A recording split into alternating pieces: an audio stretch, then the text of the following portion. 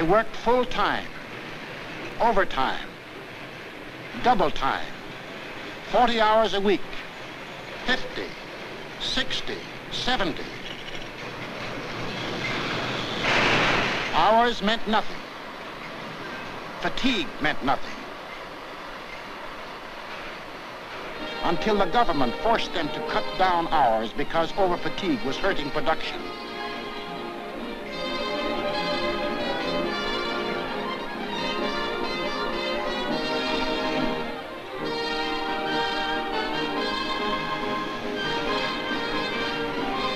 And when they weren't working, the men patrolled the moors for parachutists, blocked the roads, rehearsed invasion defenses. For something had happened here the Germans could never understand. In a democracy, it is not the government that makes war. It is the people.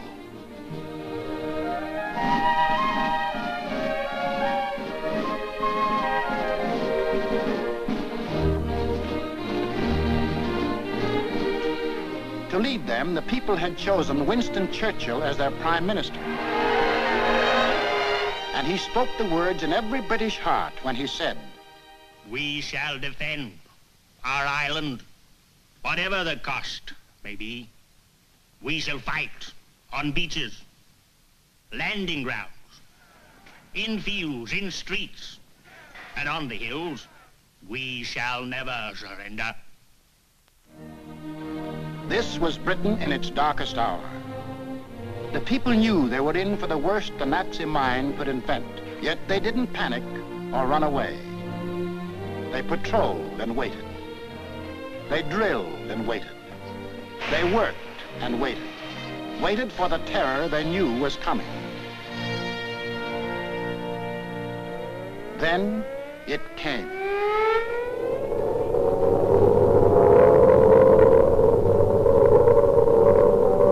That's the sound that became part of the life of every man, woman, and child in Britain.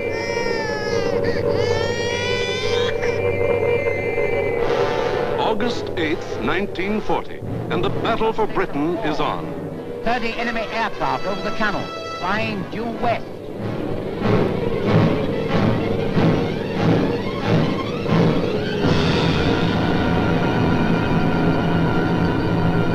Here comes the Luftwaffe. In dozens of flights, hundreds of planes, bombers, fighters, dive bombers, across that 21 miles of channel, that 8 short minutes of water. Their first tactics were to bomb convoys in the channel. Convoys loaded with food and munitions, bound for the great port of London.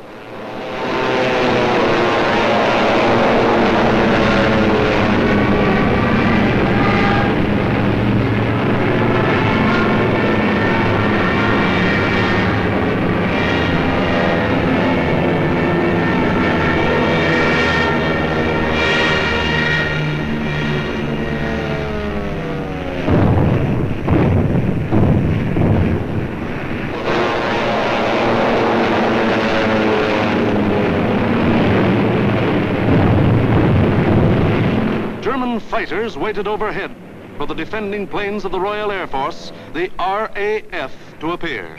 They didn't have long to wait.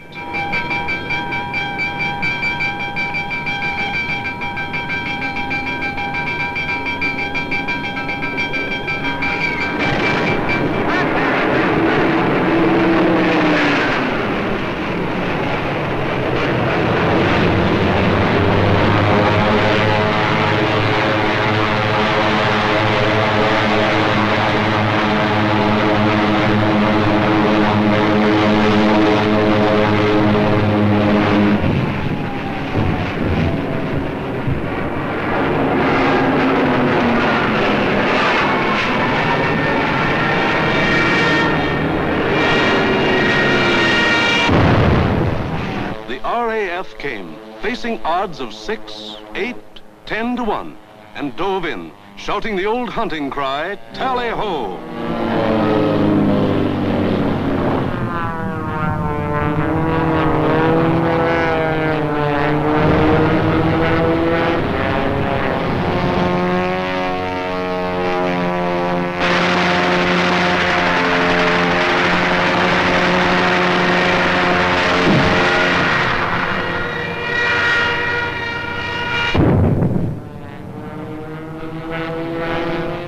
1 of the Nazi plan called for the RAF to be knocked out of the air.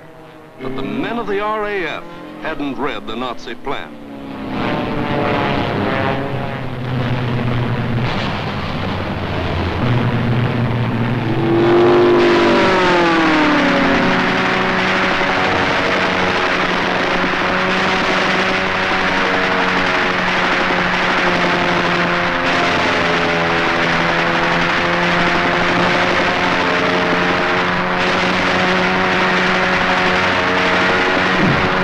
First 4 days, the RAF knocked 182 German planes out of the sky. For the next week, the Germans attacked the coast cities from the Thames River to Weymouth.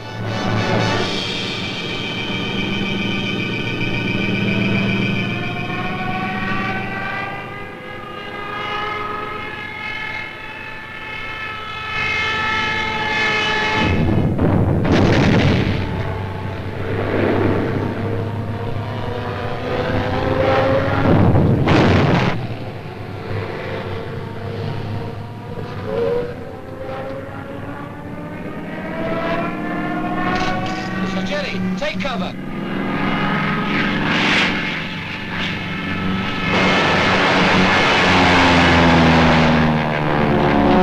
Spitfire.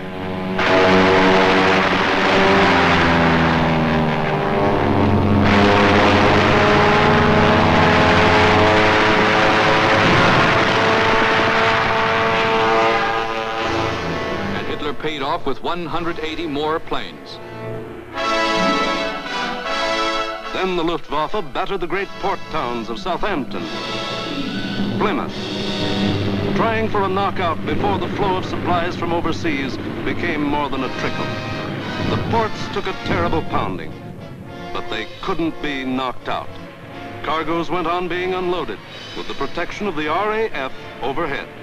Battling the Spitfires and Hurricanes in the air wasn't panning out. So Goering switched his main attacks to the fighter airfields, Dover, Deal, Hawking. Maybe he could destroy the planes on the ground. He bombed the airfields, and the fields were hit. But the planes were saved. For Britain, unlike Poland and the Low Countries, didn't make the mistake of bunching its planes on the runways. The planes of the RAF were scattered and hidden, only a few on any one field, and those in the far corners. The Spitfires still went up to meet the enemy.